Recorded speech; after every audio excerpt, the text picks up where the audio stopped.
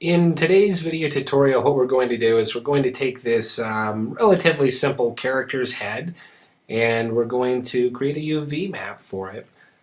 Now if I select the head, you can see that it's relatively simple. There's some decent edge flow going on here. There's not a whole lot of geometry that was really necessitated in establishing this form. So I'm really happy with the way things are going, and I feel like this would be a good point to actually jump into the UV map.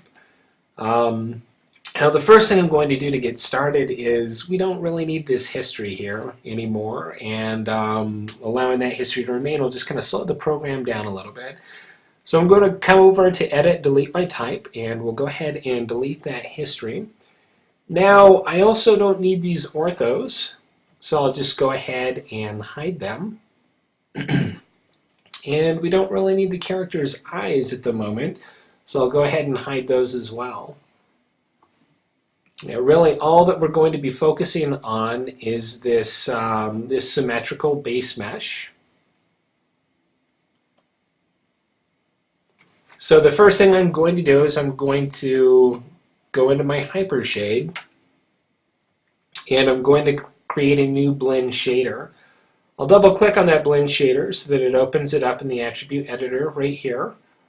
And right here in this colors channel, I'm going to click on this little checker box, and it gives us the opportunity to create a new render node.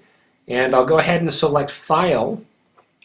It'll open up a new series of windows here in the attribute editor, and under image name I'm going to click on this folder.